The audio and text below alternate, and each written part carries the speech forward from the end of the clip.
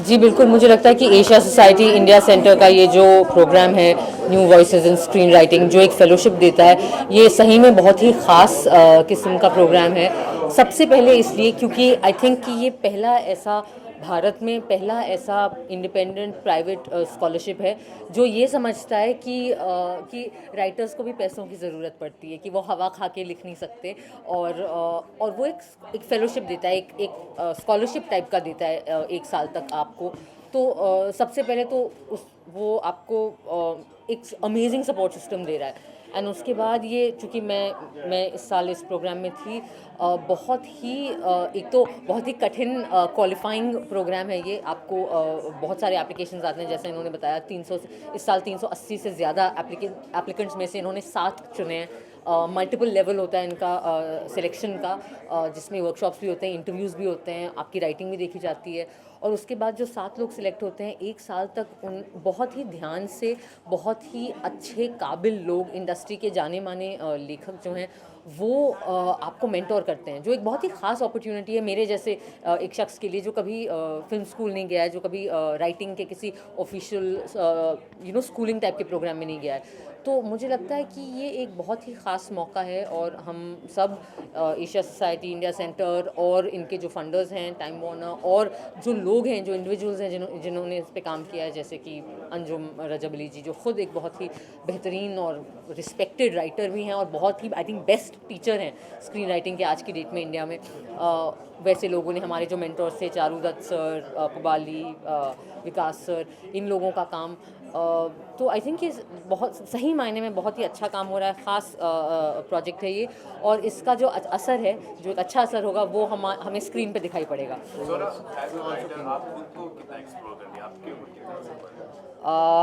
मैं अपने आप को पूरी तरह से राइटर नहीं मानती हूँ अभी। आई थिंक दैट मेरे लिए जो शुरुआत हुई वो बड़े अलग ही नीयत मेरी आई थिंक थोड़ी सी बुरी थी। वो ये थी कि मुझे जिस किस्म के रोल ऑफर हो रहे थे जब मैंने ये स्क्रिप्ट लिखनी शुरू की, मैं उससे खुश नहीं थी। तो मैंने कहा कि छोड़ो, मैं अपने लिए कुछ लिख देती हूँ। तो मैं एक्चुअली ये स्क्रिप्ट एज एन एक्टर अपने लिए एक्टिंग करने के लिए लिख रही थी, लेकिन उसकी लिखाई में आप रियलाइज़ करते हैं कि कहानी और उसके जो किरदार होते हैं वो आपके डायरेक्ट कंट्रोल में नहीं होते हैं। आपको उन्हें ढूंढना पड़ता है, आपको उन्हें खोज के उनको बाहर लाना पड़ता है। वो आपके कठपुतली नहीं है। बहुत मेरे लिए बड़ा इंटरेस्टिंग रहा ये एक्सप्लोरेशन। बहुत मुश्किल भी रहा, जैसा आई थिंक हम सब के लिए रहा। लेकिन आई थिंक कि हर कहानी जो अल्टीमेटली उसमें कहीं पे आपकी सच्चाई रिफ्लेक्ट करनी चाहिए, तो आई होप कि मेरी कहानियों में भी कर रही है।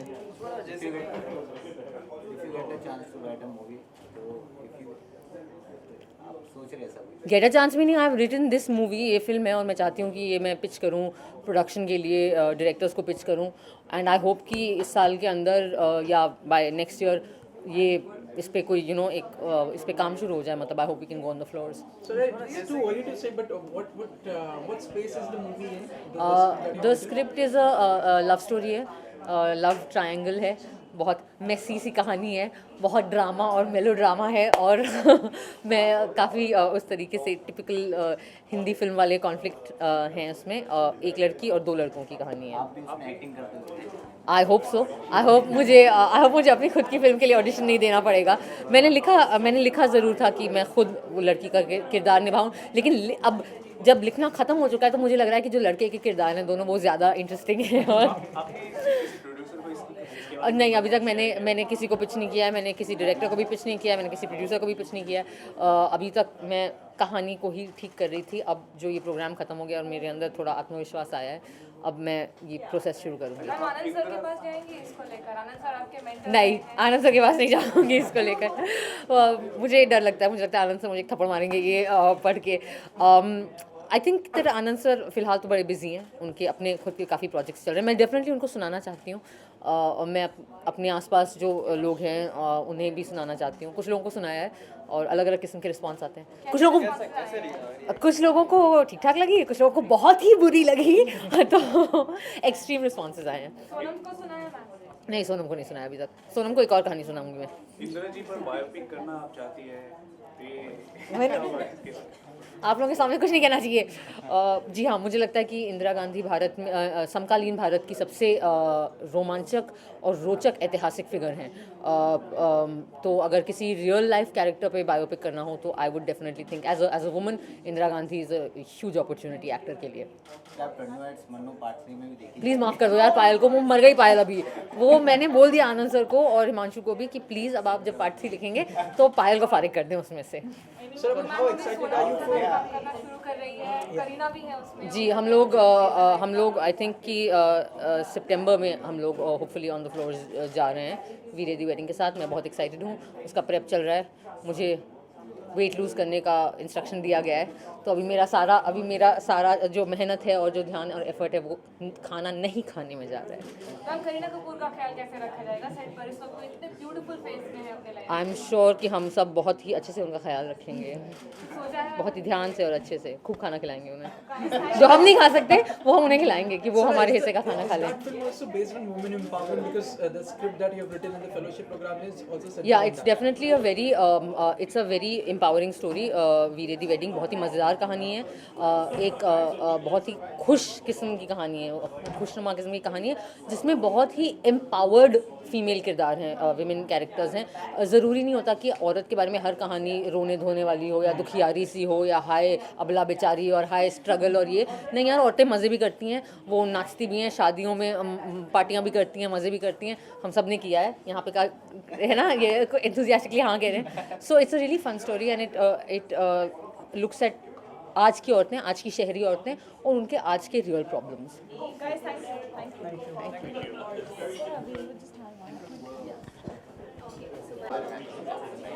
किसके बारे में? Asia society. या सो मेरा हिंदी काफ़ी ख़राब है, मैं बंगाली हूँ तो मैं गलत हिंदी और इंग्लिश में बात करती हूँ। तो एशिया सोसाइटी का ये इनिशिएटिव स्क्रिप्ट लैब ये 3 साल से हो रहा है। I have been a mentor for 2 years and I think that's a great initiative क्योंकि लिखने का काम काफ़ी लोनली होता है। Basically it's just your thoughts and a computer और a paper. And I think it's a great process for new writers to have a sounding board के हर stage of writing पे किसी से feedback मिल रहा है, एक opinion मिल रहा है that helps you get into your next draft and I think that's a great initiative to happen to encouraging new writers.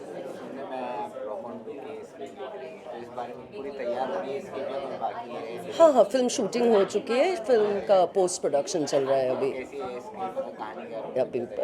से मतलब खुद को जो मिठाई बनाते हैं उनको कभी नहीं पूछते हैं कि मिठाई कैसे बना है, अभी तो वो चाक के ही पता चलेगा ना। रॉकॉन जो फिल्म थी एक ड्रिवन काइंड ऑफ फिल्म थी, स्क्रीन राइटिंग उसकी थी, इस तरह की राइटिंग में कितने चैलेंजेस होते हैं? राइटिंग में ही चैलेंजेस है बॉस। मुझे तो कभी नहीं लगता 10 साल हो गया कि राइटिंग कभी इजी है। It's just one of the toughest things that you do because it's all in your head. It's first there is nothing and then there is the script and then there is the film and the stars and the music and all of that. So it's that critical first step कि कुछ नहीं है, it's like magic. खाली है, सिर्फ एक idea है कि फिल्म बनाना है, to what is the film about. That first very important step is writing. So I think any writing is just a tough job. It's not an easy job. Certainly not for me. I don't think for any other writer will say writing is easy. Thank you so much. Ma'am आप एक actress के साथ साथ आप as a writer भी आप student कर रही हैं और आपका एसोसिएशन भी है एशिया सोसाइटी। जी। क्या कहेंगे? वेल मैं सबसे पहले तो कहना चाहूँगी कि एशिया सोसाइटी का इंडिया सेंटर का ये जो प्रोजेक्ट है न्यू वॉइसेस इन स्क्रीन राइटिंग फेलोशिप बहुत ही ख़ास और एक बहुत ही बेहतरीन एक्चुअली इनिशिएटिव है। एंड आई थिंक कि भारत में स्पेशली करंटली बॉलीवुड में ऐसे इनिशिएटिव्स की बहुत ज़रूरत है क्योंकि सब लोग फिल्म स्कूल नहीं जा सकते, सब लोग ट्रेंड राइटर्स नहीं बन सकते, लेकिन थोड़ी सी अटेंशन और थोड़ी सी जहाँ जहाँ अवसर मिल सकता है वहाँ पे लोगों को इनकरेज करना बहुत ज़रूरी होता है, ट्रेनिंग बहुत ज़रूरी होता है, क्योंकि सिनेमा एक ऐसा माध्यम है जो बहुत ही एक्चुअली पावरफुल माध्यम है और जो बहुत ही एक्चुअली एक ट्रांसफॉर्मेटरी माध्यम हो सकता है, एक सोशल चेंज के लिए एक अच्छी फिल्में असर करती हैं, जैसा कि हमने हमेशा देखा है। और सबसे ज़्यादा तो चूँकि हाल ही में मेरी एक ऐसी फिल्म आई है नीलबटे सन्नाटा, और मैंने उसका असर देखा है, जिन लोगों ने उसे देखा है उसमें मुझे इतने सारे ईमेल्स और मैसेजेस आते हैं, मुझे अलग अलग किस्म के लोगों के, एक किसी ने कहा कि आपकी फ़िल्म देखकर मैंने अपनी की बेटी को स्कूल में भर्ती करवाया, किसी ने मैसेज किया कि अब मेरी बेटी ने ये फ़िल्म देखी और वो आईएएस का एंट्रेंस भर रही है, मतलब वो आईएएस बनना चाहती, so lots of things. So I think that films are a very powerful medium and therefore it's very important to make good films. Good doesn't have to be happy, लेकिन thought provoking, मतलब कचरा नहीं बनना चाहिए, एकदम सिर्फ फूहड़ नहीं बनना चाहिए। मुझे लगता है कि ये जो आइडिया है कि फिल्में सिर्फ एंटरटेनमेंट होती हैं, ये बहुत ही गलत और बहुत ही सीमित समझ है फिल्मों के बारे में और इस माध्यम के बारे में। सो आई थिंक ये प्रोग्राम उसमें बहुत इनकरेज कई करता बार है। देखा जाता है थॉट प्रोवोकिंग जो फिल्में होती हैं या फिर क्रिटिकली क्लेम होती है, फाइनेंशियली थोड़ी सी वीक हो जाती है, फाइनेंस के मामले में पीछे हट जाती है। वेल आई थिंक कि डेफिनेटली फिल्मों की अपनी एक अर्थव्यवस्था है, एक अपनी इकोनॉमी है और एक अपना लॉजिक है। तो लेकिन मुझे लग रहा है कि पिछले 1-2 सालों में चीज़ें बहुत बदल रही हैं, क्योंकि अगर आप देखें जिस किस्म की फ़िल्मों ने अच्छा बिजनेस किया है, वो सिर्फ फूहड़ एंटरटेनर्स नहीं है, वो अच्छी फिल्में हैं। चाहे वो क्वीन हो, चाहे वो NH10 हो, चाहे वो मर्दानी हो, चाहे वो पीकू हो, चाहे वो नीलबटे सन्नाटा हो। एक ऐसी फिल्म जो किसी को नहीं लगा था कि पैसे कमाएगी बॉक्स ऑफिस पे पर 10 हफ्ते बॉक्स ऑफिस पे टिकी रही अपने दम पे, चूँकि लोग आ रहे थे और एग्जिबिटर्स हटा ही नहीं रहे थे फिल्म को। तो मुझे लगता है चीज़ें बदल रही हैं। और फारूक शेख साहब, जिनके साथ मुझे काम करने का मौका मिला था, जो बहुत ही बेहतरीन सज्जन आदमी थे, वो हमेशा कहते थे कि ऑडियंस को कि अगर आप फिल्में, मतलब जिस किस्म की फिल्में आप देख रहे हैं, अगर वो बदलना चाहते हैं तो आप अलग अलग किस्म की फिल्में देखिए और थिएटर में जाकर देखिए। So I think that audiences are understanding that and they are going to the hall and watching films. तो इसलिए और आप अगर देखेंगे तो बड़ी बजट की भी फिल्में अब, मतलब बजरंगी भाईजान ले लीजिए या सुल्तान जैसी फिल्म ले लीजिए, तो वो भी कुछ अच्छा ही कहने की कोशिश कर रही हैं। तो मुझे लगता है कि एक्चुअली ये अच्छा समय है बॉलीवुड में। मैं रीजनल फिल्म इंडस्ट्री की बात नहीं कर सकती, मैं बहुत ज़्यादा देखती नहीं हूँ क्योंकि सिर्फ हिंदी और इंग्लिश बोलती हूँ, लेकिन अगर मराठी सिनेमा में देख लें तो कुछ कमाल का काम हो रहा है, क्योंकि मराठी सिनेमा के बारे में थोड़ा सा पता है मुझे।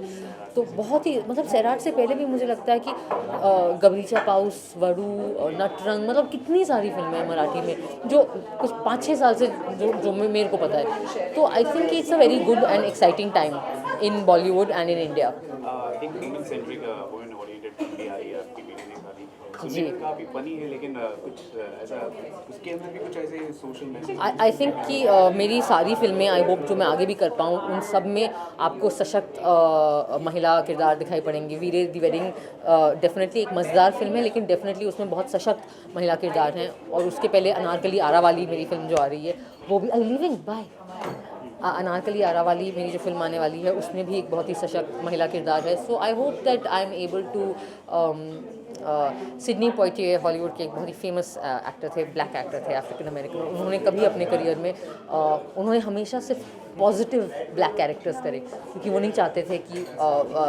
ब्लैक्स की किसी भी किस्म की स्टीरियोटाइपिंग में उनका हाथ हो। तो वो मुझे बड़ा हमेशा याद आता है जब मैं किरदार सिलेक्ट करती हूँ।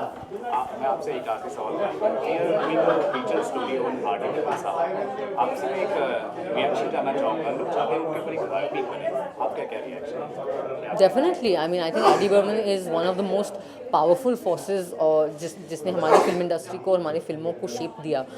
उनके म्यूज़िक ने जो इतना बड़ा पार्ट है हिंदी फिल्मों का, तो I think definitely it's a great idea कि उनके ऊपर बायोपिक बने। अगर उस बायोपिक में आप एक्टिंग करें, सपोज ऐसा नहीं करें, मैं कोई भी मतलब अच्छी फिल्म में अच्छा किरदार अगर मुझे मिले तो मैं कभी अवसर नहीं जाने देती हूँ, जैसा कि आपने मेरी फिल्मोग्राफी में देखा होगा। आर.डी. बर्मन साहब के कैरेक्टर में आप किस एक्टर को आप देखते हैं बॉलीवुड इंडस्ट्री में आज के दौर में? यार, मैं एक्टर हूँ, कास्टिंग में मेरा कोई लेना देना नहीं है। मैं कास्टिंग की विक्टिम रहती हूँ ज़्यादातर, तो मैं उस पर तो कमेंट नहीं कर सकती। But there is a lot of great talent in Bollywood and I think कि acting wise, and so I think that we are spoiled for choice. बहुत चॉइस है हमारे पास। Thank you.